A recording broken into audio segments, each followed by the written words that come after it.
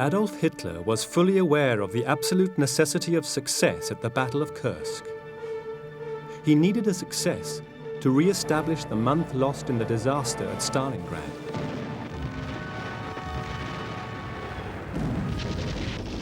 It was a gamble which was not destined to succeed.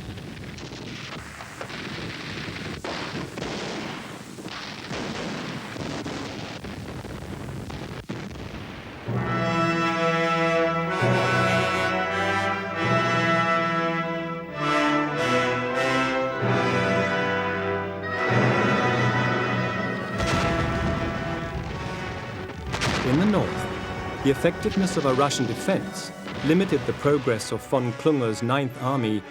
In the south, von Manstein's 4th Panzer Army advanced 25 miles and threatened to penetrate the Voronezh front. Reserves from the Steppes front had to be pumped into the battle to bolster the salient's defenders and prevent the 4th Panzers from breaking through into open country.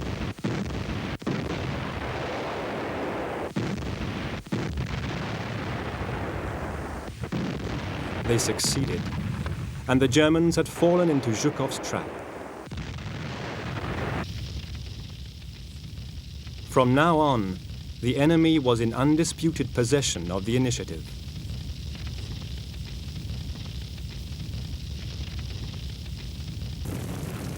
Having enticed the Germans into total but disastrous commitment to their armored forces, the Red Army swiftly exploited their advantage.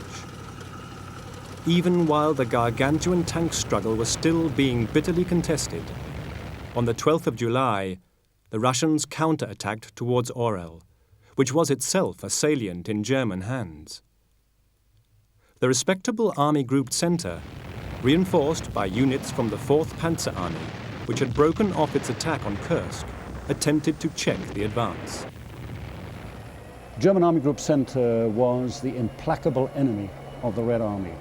It had been its most implacable enemy since 1941, and it was still its most implacable enemy in 1944. Numerous attempts had been made by the Red Army and the High Command to destroy Army Group Centre, and they couldn't.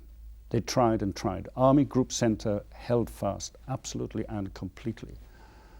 Even at Stalingrad, by the way, very little is known about this. While Zhukov was actually organizing the counterattack at Stalingrad, he was also, by the way, on the 25th of November 1942, organizing an attack against Army Group Centre.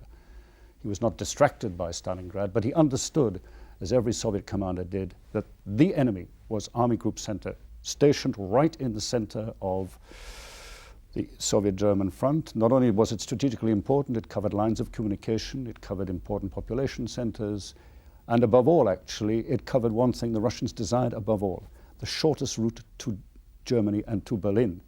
You couldn't go, well, you could go around, you could go down to it, but really the only way was to blast their way through and get on to the highway to Berlin. So Army Group Centre was as an object of vital strategic importance for the Soviet High Command. But by now, the Eastern Front was not the only theatre of disaster for the German armies.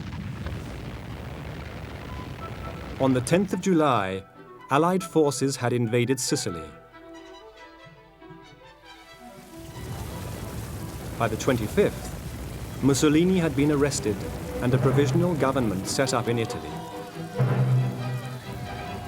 Fearing the defection of his Mediterranean ally, Hitler desperately needed to make troops available for the defense of the peninsula. On August the 1st, he ordered an immediate withdrawal from the Orel salient. By the 5th of August, the provincial capitals of Orel and Belgorod had been liberated. Near Belgorod, the Germans attempted a counterattack with 60,000 troops and 18,000 Hitler Youth, who arrived at the front carrying flags with the ironic inscription, "The world belongs to us."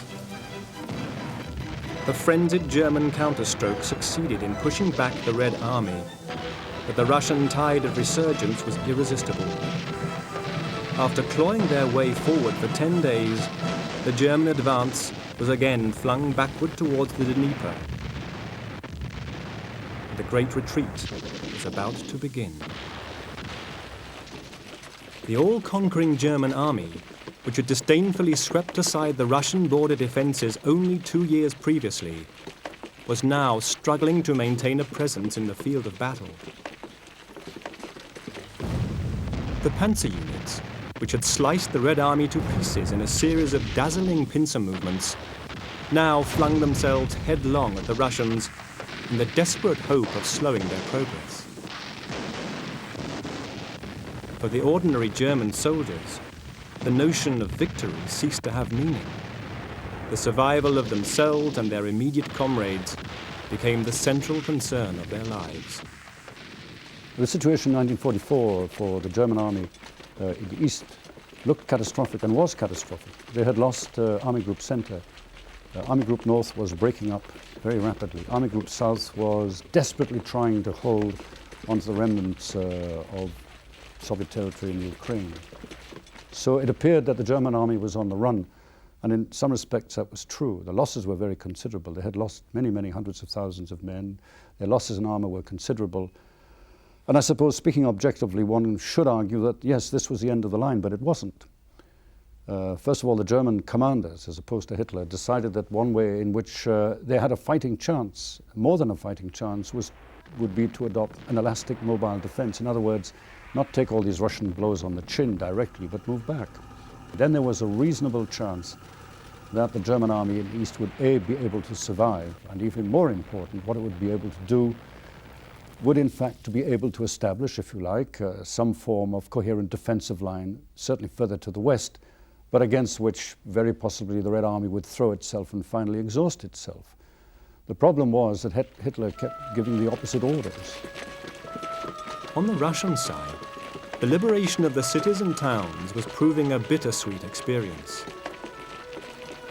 In Orel, the Soviet troops arrived to find half the town and all its bridges destroyed by the retreating Germans. Of the pre-war population of 114,000, only 30,000 haggard souls survived to greet their saviors. 25,000 had been sent as slaves to the labor camps of the Reich. 12,000 had been murdered by their German overlords, and thousands had died from disease and starvation. As the German forces began to move back, the partisan movement really exploded into life. Partisans taught demolition procedures, wireless operating, intelligence gathering, and how to forge and amend official German documentation. Soviet partisans really consisted of three elements. One, there was a well-organized but very small-scale organized underground movement. Key members of the Communist Party were assigned to stay behind and build up resistance groups, but that was very specialized. The second group were civilians who were forced out by German terrorist action. Their homes were burned, blown up, relatives shot, people killed, slave labor was portending, who took to their heels and hid as best they could and would perhaps organize.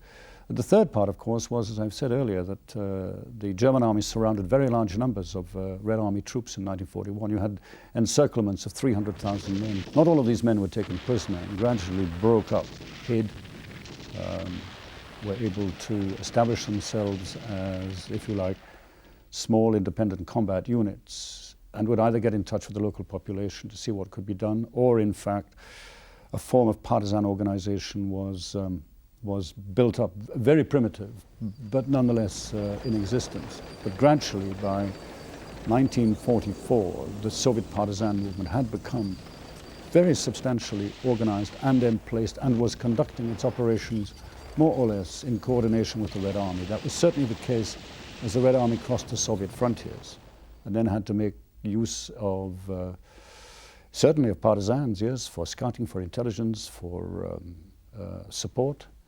So the partisan movement passed through those several stages, and by 1944 had become, I would say, it was an established, a very considerable feature of the Soviet war machine. Besides the damage they inflicted on German troops and their morale, the partisans offered hope and example to those still in the midst of Nazi tyranny. Zoya Kosmodemyanskaya, an 18-year-old member of the Moscow Komsomol, was caught setting fire to German stables in the village of Pestrievo. Although tortured, she revealed nothing about her comrades to the German interrogators. As she was led to the gallows with a placard around her neck describing her crime, she turned to her German captors and proclaimed defiantly, "You can't hang all 190 million of us." The story of Zoya was circulated widely, and she became a national heroine. Zoya grew to be a symbol not only of partisan resistance, but the defiance of Russian womanhood in the face of the most terrible adversity. The necessities of the war in the East smashed through most of the remaining barriers to women's contribution to the Soviet war effort.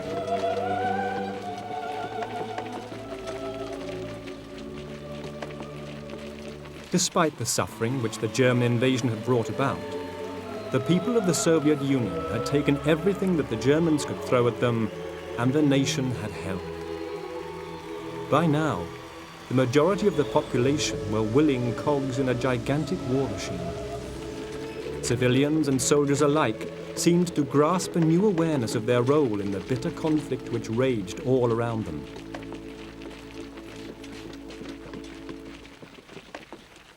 The mood of the retreating Germans was one of intense frustration and manic desperation.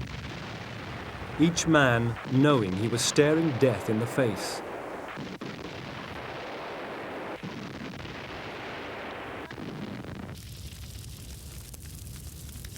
Their fury at certain death was unleashed towards civilians and soldiers alike. The Germans had been decisively defeated, but the war in the East was far from over. Even though a strategic withdrawal to the river Dnieper seemed the only possible option for the ragged German formations, Hitler initially stuck to his policy of holding territory to the last man. Von Tippelskirch, one of the German generals in the East, summed up the helpless rage of the field commanders forced to sacrifice men and material to a principle of no withdrawal, which had now been elevated to a moral necessity. A series of withdrawals by adequately large steps would have worn down the Russian strength, besides creating opportunities for counterstrokes when the German forces were numerous enough to make them effective. The root cause of the German defeat was the way her forces were wasted in fruitless efforts and, above all, fruitless resistance at the wrong time and place.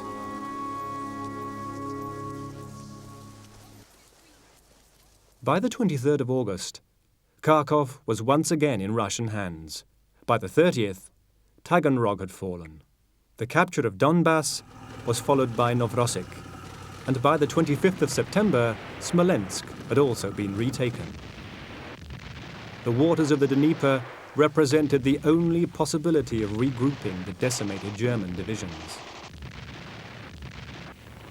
For the pursuing Red Army, the liberation of the towns and villages east of the Dnieper continued to fill the hearts of its soldiers with a succession of contrasting emotions.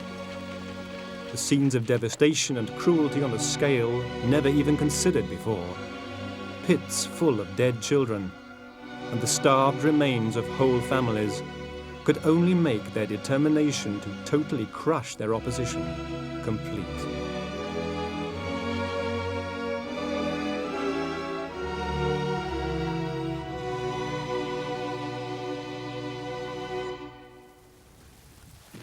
Even in retreat, the elite units of the German army, such as the Großdeutschland Division, managed to maintain something of their reputations by mounting a ferocious defense of the German rear.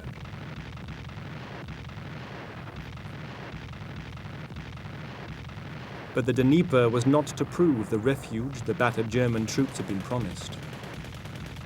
Even as their defensive perimeter finally withdrew to the river's edge, they found the Russians already established there.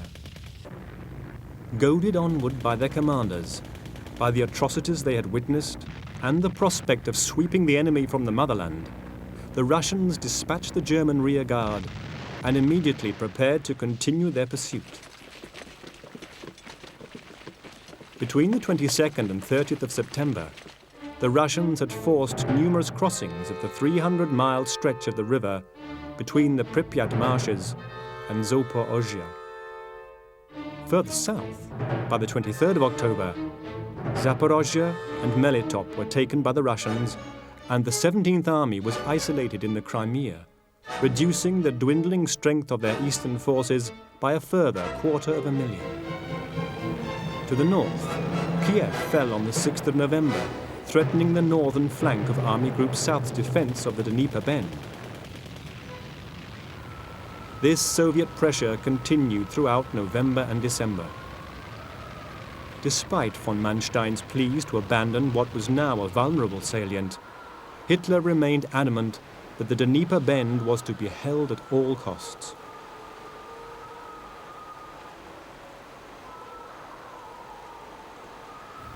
By the new year of 1944, the line of German resistance from the Baltic to the Black Sea had either collapsed or was suffering such Russian pressure as to make it untenable. In Italy, the Allies had landed on September the 3rd and were battling their way up the peninsula.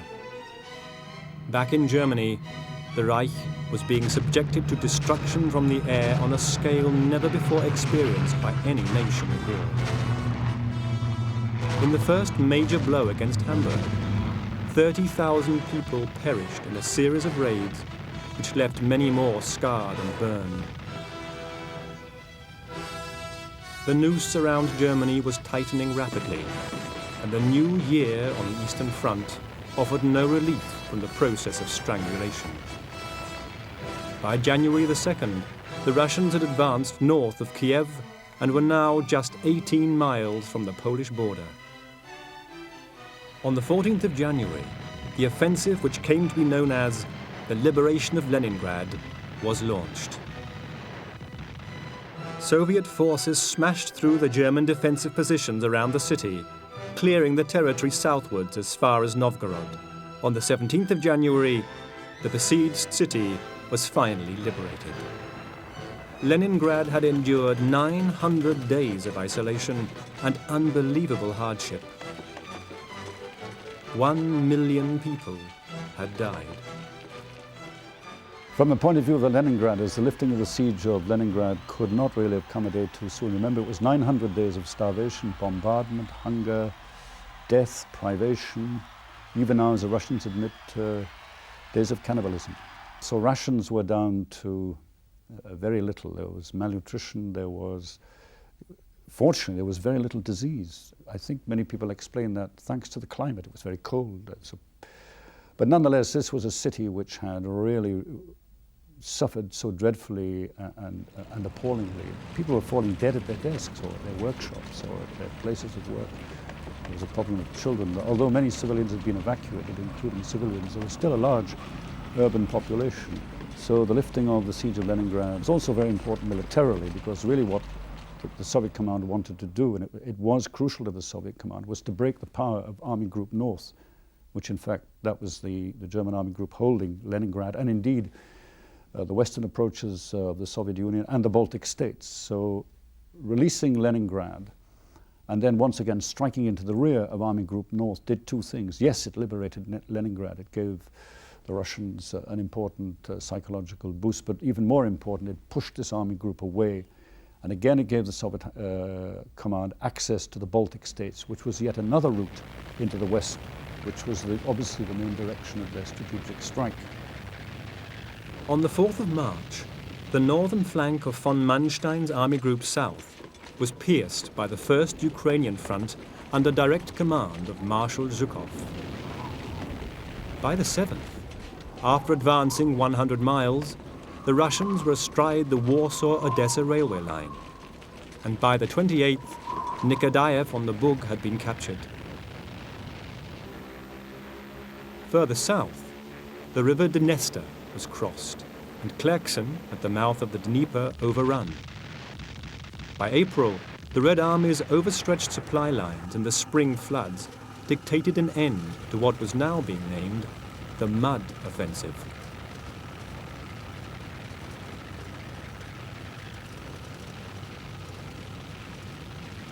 In the Crimea, however, the Russians continued to attack, and Sevastopol was taken on the 19th of May, bringing the northern shore of the Black Sea into Soviet hands once more.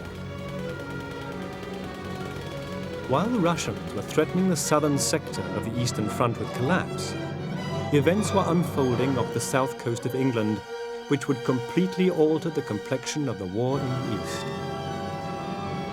The long-awaited Second Front was about to be created. Until now, the Allied practical support had been limited to sending vehicles to support the Russians.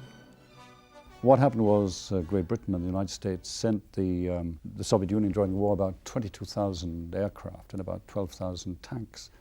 Well, when you consider the fact that the Russians produced 106,000 tanks during the war, then therefore our tank supplies were roughly somewhere about 10%. Though they were used actually, but I think the Russians found the tanks not very much use. I mean, they weren't like the T-34. They weren't fitted for operational conditions of the Eastern Front. But clearly the important thing from the Lend-Lease point of view was the 400,000 vehicles that we delivered to the Red Army. It made the Red Army mobile. Jeeps, Studebakers, the whole panoply of motor transport. That gave the Red Army a degree of mobility, which was extremely important. Certainly, once the Red Army started to move westwards, that is after, or slightly before, but certainly after the Battle of Kursk, the Red Army was not only an army of tank armies, it was also, from that point of view, a highly mobile army. Now, in addition to supporting the Russians with supplies, the Allies were about to make a real contribution in the field. A fleet of over 5,000 vessels had been gathered together for the invasion of France. 1,200 naval vessels were on hand to sweep for mines, bombarded the German coastal defences, and protect the invaders from airborne and naval assault. 4,000 ships, barges, tugs, and amphibious craft were available for the transportation of the 2 million men and their weapons, which were to be landed on the northern coast of France over a 2-month period. 2 Mulberry harbours, as large as medium-sized ports, were to be towed across the channel in sections and constructed close to the French shore.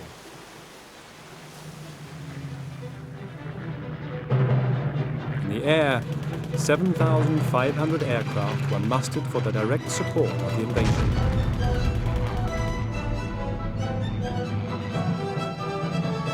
In the early hours of the morning of the 6th of June, the first Allied paratroopers were dropped behind the targeted beaches.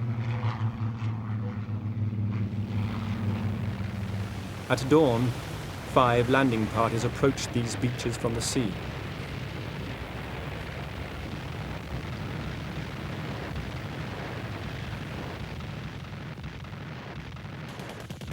By the first week in July, 1 million Allied soldiers had been landed. While the attention of the world focused on the D-Day landing and its aftermath, the Red Army launched a fresh offensive against Army Group Center in Belorussia. Stalin actually opened that attack on June the 22nd, 1944, which was the anniversary of the German invasion of Russia, by the way. The point was not lost on lots of soldiers and many civilians. So Army Group Center, say, was a formidable mass of infantry and of armored concentrations. Its extent was also very considerable. It covered both in the north and moving down to the south. As I say, it covered the key areas which the Russians wanted both for access and also for movement. And therefore it simply had to be destroyed. And this involved actually a Russian plan which was really quite complex. It meant, first of all, conducting what you might call a limited encirclement. First of all, to encircle the nearest German armies and then break them up. And the next stage was quite different, and that happened around about, well, it only took them about 10 days to do this, even less perhaps, and then to move out with mobile columns at high speed to conduct an even larger encirclement. And what the Russians did actually towards the end of June 1944 was to repeat, almost in the same place, the gigantic encirclement of German soldiers, which the German army had done to the Red Army in June and July of 1941. The destruction of Army Group Center moved at lightning speed. Most of the 3rd Panzer Army was destroyed within a few days. At the beginning of July 1944, 100,000 German troops were encircled at Minsk. Within the week, Army Group Center had been effectively destroyed. An incision 250 miles wide had been sliced in the German front, and German casualties were estimated at 300,000. The Russian army now had a clear pathway to East Prussia and the Baltic. The failure of the Germans to deal with the summer offensive was emerging as a disaster on such a scale that even the debacle of Stalingrad paled in comparison.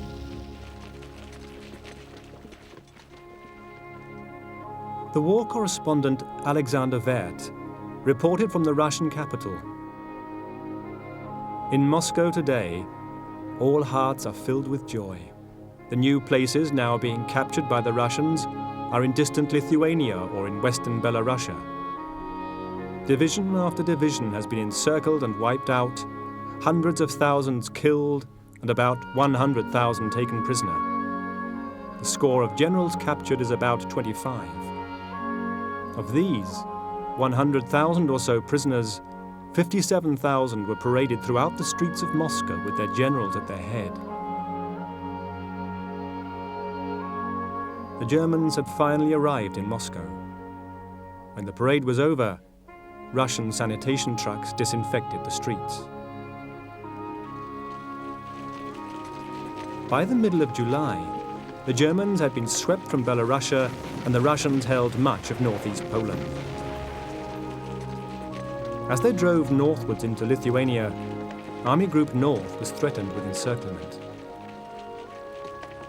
Army Group North was a very formidable force. It contained veteran, battle-tested soldiers who were an extremely hard nut to crack. And the fighting in the north, even after the liberation of Leningrad, was very severe and very intensive.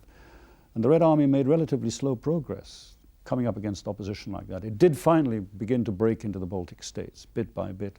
But that fighting went on largely until about March 1945, which shows you the nature of that resistance and the very considerable importance of that corridor which led westwards and northwestwards. South of the Pripyat Marsh, the Russians were making faster progress.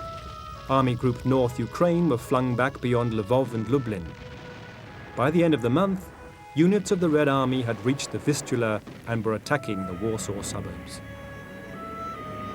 On the 1st of August, the Polish Home Army Command in London, anxious that the Polish capital should not fall into the hands of the advancing Soviets, ordered the Warsaw partisans to rise against their Nazi oppressors. It was to prove a tragic mistake.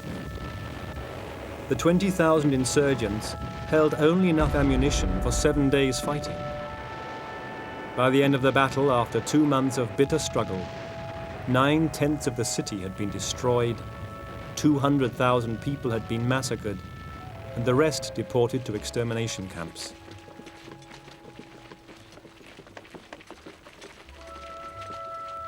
The SS had organized an orgy of savagery, sousing people with petrol and setting them alight, gassing them in the sewers, and subjecting them to a nightmare regime of torture and out-of-hand execution. During this period, the Red Army remained on the outskirts of the city.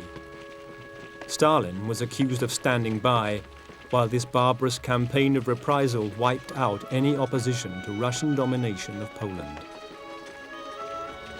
On the 20th of August, the Soviet army unexpectedly launched a huge offensive against Romania, which was a major issue for Hitler.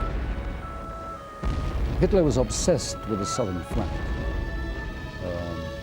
He maintained that if it was at all possible to destroy Soviet access to the oil fields, if it was possible, if you like, to cut the lifeline of the Soviet Republic, then in fact the war would come quickly to an end.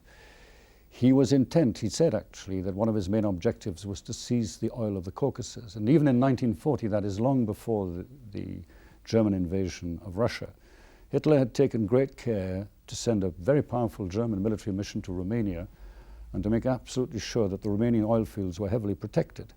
So his concern, if you like, for the economic potential of southeastern Europe, which obviously involved Romania, was very important.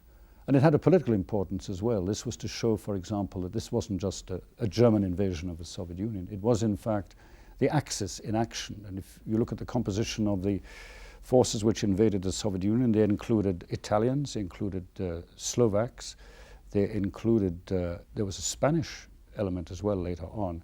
There were Romanians, there were Hungarians. So from that point of view, it was, I think, if you like, in Hitler's terms, a kind of multinational political and military crusade which he was both organizing and which he was intending to commit in what was his own crusade for the elimination of what he called Jewish Bolshevism. By the 23rd, 20 divisions of the German Sixth Army had been encircled in a giant pocket between the rivers Dniester and Prut, an action which was admired by the eminent military historian Ziemke, who noted, "In executing their breakthroughs, the Russians showed an elegance in their tactical conceptions, economy of force and control that did not fall short of the Germans' own performance in the early war years." The effect of these reverses on Hitler was catastrophic. Increasingly, he retreated into a semi-fantasy world, which did not correspond to the realities of the battlefield. It seemed that he hoped to hide from the public eye until he could once again force events to conform to the pattern he had enjoyed until 1942. So he continued to hide himself away in his headquarters, embarrassed to face up to the hollowness of his boasts. Hitler's ostensible reason for shutting himself away was the demands made on him by the war. In reality, he was hiding from the humiliating pattern of failure. The commanders in the East, nevertheless, had to deal with the orders of this shambling reclusive, who was now a pathetic shadow of the decisive, intuitive and supremely arrogant leader who had launched Operation Barbarossa. Stalin sent the Red Army of Liberation northwards. And by the 31st of August, Bucharest had been entered. An essentially communist government was formed, and Romania was compelled to ratify its 1940 loss of territory to Russia. It was also forced to pay the Soviet Union a financial indemnity and use its army to fight against its erstwhile allies. The Red Army had advanced 250 miles in 12 days. In the next 6 days, it dashed a further 200 miles to the Yugoslav border at Turnu Severin. From here, the Soviets launched a giant flanking maneuver against the Axis defenders of Hungary. By the 24th of September, the southeast salient of Hungary had been removed, and the Russians had advanced to within 100 miles of Budapest. From a strategic point of view, the whole of that southeastern area was of great importance, and its importance was no more dramatically demonstrated than in the summer of 1944, when Romania defected from the Axis alliance, from the German alliance. And what happened then was the whole of not the southern wing, but the southern front began to cave in. In other words, Hungary and Romania were, in many respects, a strategic buttress, if you like, or a strategic glacis, which were very important to Hitler. And signs of disaffection after the defeat of and destruction of the Romanian armies at Stalingrad, or the Hungarian armies, signs of disaffection in southeastern Europe, I think were more than slightly alarming to Hitler. I mean, the realization that, if you like, the structure of his alliance and the nature of his military organization, that is in strategic terms, was beginning to crumble. Further south, the Yugoslav capital, Belgrade, was liberated with the aid of the Yugoslavian resistance under Tito. Bulgaria, until now at war only with Britain and the United States, was pressurized by Germany into declaring war on the USSR as well. 4 days after this declaration of the 5th of September, the Bulgarians surrendered. Further west, Slovakia, formerly a co-belligerent of Germany, had been in a state of upheaval since the previous year. A general uprising began in the second half of 1944, but a Russian advance, which began in September, was held up in the Carpathians by stiff German resistance and failed to reach Slovakia before the middle of October. By then, the 65,000-strong uprising had been quelled. The, by now, sickeningly familiar results of Nazi barbarity greeted Russian liberators, and more than 200 mass graves had been filled with slaughtered Slovaks. In the north, an armistice was concluded with Finland, and the Germans driven back into Norway before climatic conditions put an end to the fighting there. The Baltic states of Estonia, Latvia and Lithuania were overrun, and the German Army Group North isolated in the Courland Peninsula. By January 1945, with all German troops finally driven from the holy soil of Mother Russia, and Stalin in control of the Balkans and the Baltic states, the Red Army prepared for its final drive towards the Reich. Between June and November, the German army in the east had suffered over 1 million casualties, 214,000 killed, and 629,000 missing in action. Another approximately 600,000 men had been seriously wounded. 1944 had proved Germany's most disastrous year of the war in the east. 106 divisions had been destroyed, 3 more than the total number mobilized in September 1939. German intelligence estimated that in the assault on the Reich, the Red Army would possess a superiority of 11 to 1 in infantry, 7 to 1 in tanks, and 20 to 1 in guns. Hitler dismissed such estimates as bluff. On the 12th of January, the Soviets launched their expected offensive from the Vistula against the German Central Front. The 70 divisions of Army Group Center and Army Group A were pierced over an area of 200 miles, and almost 200 divisions of the Red Army poured through the breach. By the end of the month, Soviet forces reached the lower reaches of the River Oder and were now only 40 miles from Berlin. The remnants of Army Group Center had been encircled in East Prussia. Falling back on the ancient city of Königsburg, they pathetically attempted to carry out Hitler's order to defend the region to a man. The Soviet tide was finally halted on the line of the River Oder and Neisse in February. But the limited German counterstroke was merely postponing the inevitable. A fresh Russian offensive in Hungary progressed to the borders of Austria by April the 1st, and 6 days later, the outskirts of Vienna were coming under Soviet fire. Hitler was not a German, he was an Austrian. And this, if one looks at his attitudes and his predilections, his commitments, and, if you like, his emotional drive, it is towards, all right, southeastern Europe, to Hungary, Romania, and other areas. If you like, it's some kind of reflection, it's almost the shadow of the Habsburg Empire, which was, of course, crucially strategically important. It was politically important, it was economically important, but also I think it had for Hitler this emotional attraction, this sense that if this entity or these entities broke up, if the Bolshevik hordes broke into this area, then indeed this was the final cataclysm and this spelled actual doom. To the north, on April the 16th, the final thrust towards Berlin was begun. On the first day of the assault alone, 42,000 artillery pieces and mortars fired 2,450 freight car loads of shells towards the German lines. Zhukov, excited at the prospect of being the first Soviet commander to reach Berlin, opened the attack, lighting the battlefield with searchlights to blind the enemy.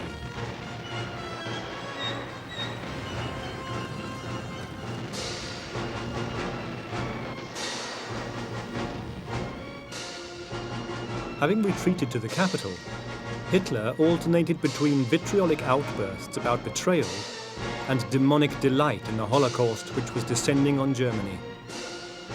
In the words of Albert Speer, he deliberately attempted to make everything perish with him.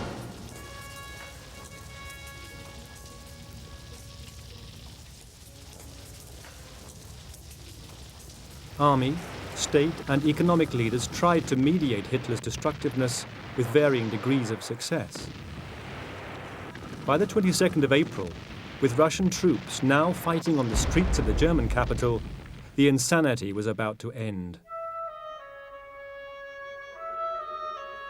But the street warfare in Berlin was bitter. The threat of a Bolshevik invasion had been hyped by the Nazi propaganda machine as the end of Germany and the German people. Even in the last chaotic days of the Reich, there was a common joke. Enjoy the war while you can. The peace will be terrible.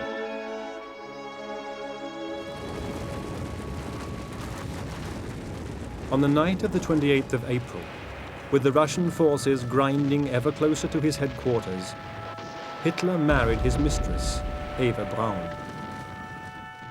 After the wedding meal, he retired to write his last will and testament. He defiantly reaffirmed his belief in Lebensraum and indulged in one vitriolic attack on the Jewish race. On the afternoon of the 30th of April, having made his farewells, he poisoned his wife and his dog and shot himself. The Hitler's bodies were burned on a petrol-soaked pyre, to be joined the following night by Dr. and Frau Goebbels and their 6 children, which they had poisoned. On the same evening that Hitler, Sergeants Yagorov and Kantaria planted the victory banner of the Soviet flag on the Reichstag at 22:50 hours. It symbolized the triumph of the Soviet Union over Nazi Germany.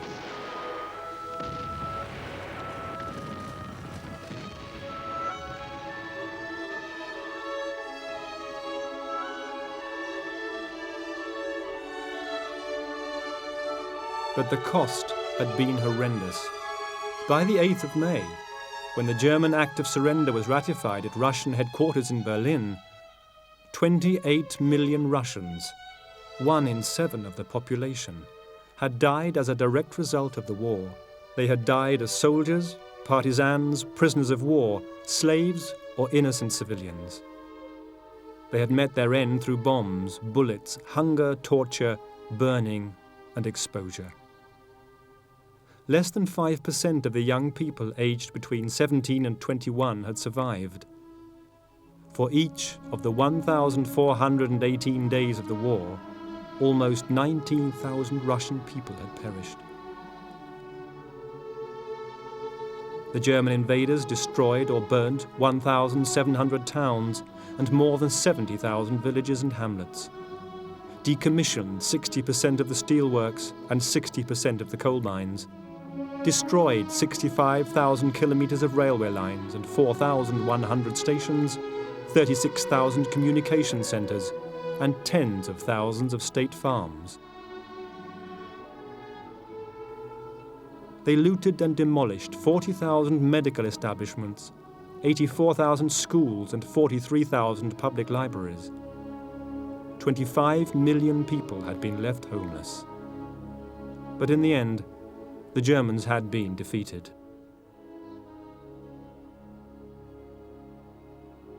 Throughout Western Europe, Germans from the SS, the army and the civilian administration were put on trial for offences committed during the Nazi occupation. However, the number punished and the severity of their sentences was astonishingly limited given the massive scale of the crimes against humanity which had occurred. Even though the Russian government had the right to hold its own trials under Article 10 of the Four-Power Ordinance, none took place. Stalin was far more concerned about taking vengeance on traitors to the Soviet Union. Some 250,000 prisoners of war, now in Allied hands, were Soviet citizens who had been captured in German uniform.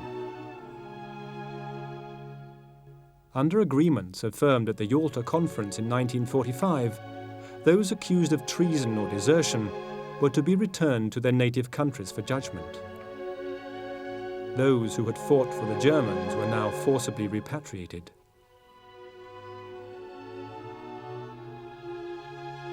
Some took the only escape route open to them and committed suicide. The Soviet authorities regarded these traitors as human scum and treated them with a barbarity which reflected their hatred.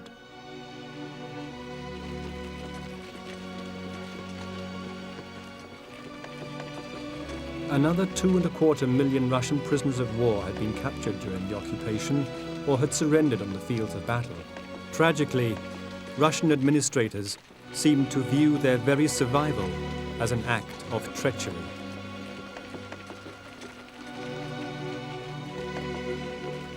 Many who had lived through years of gruesome warfare and the savage, inhuman degradation of the German work camps were now to spend the remainder of their time in the penal colonies of their own motherland.